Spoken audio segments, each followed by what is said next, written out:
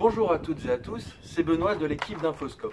Aujourd'hui, je vais vous parler de l'appartement parisien d'Emmanuel Macron. C'est le meilleur exemple de la façon dont il a géré son patrimoine, façon qu'on peut au mieux qualifier de mauvaise, au pire de carrément catastrophique. En 2007, Emmanuel Macron, alors jeune diplômé de l'ENA, obtient un prêt de 550 000 € auprès de son ami Henri Herman, qui fut la même année son témoin de mariage.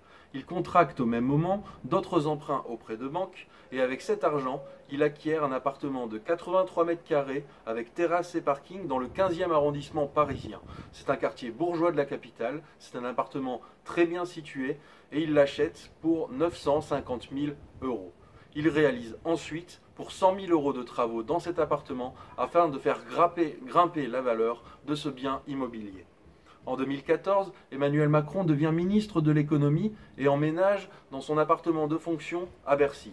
Fin octobre 2015, il décide de revendre son appartement du 15e arrondissement, ce qu'il parvient à faire pour 980 000 €. 15 mois plus tard, nous sommes en janvier 2017, Emmanuel Macron est candidat à l'élection présidentielle. Et comme tous les autres candidats, il publie sa déclaration de patrimoine et la surprise, il n'y a plus aucune trace du gain réalisé par la revente de son appartement parisien. Emprunt déduit, le patrimoine d'Emmanuel Macron s'élève à moins de 70 000 €. Pour un homme qui a gagné 1,9 million d'euros après impôt entre 2009 et 2014, donc pile le moment où il était propriétaire de cet appartement du 15e arrondissement parisien, la gestion de sa fortune interroge et nous pesons nos mots. Aujourd'hui, devenu chef d'État, Emmanuel Macron parade et dispense des leçons aux Français modestes, dont il exige effort et responsabilité.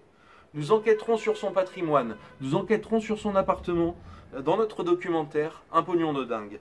Pour cela, nous avons besoin de vous, car nous avons peu de moyens, peu de réseaux, mais nous comptons sur vous pour nous suivre sur les réseaux sociaux et pour participer à notre cagnotte sur OKPAL, dont le lien figure en description de la vidéo. C'est votre soutien qui garantira notre indépendance. Bonne journée.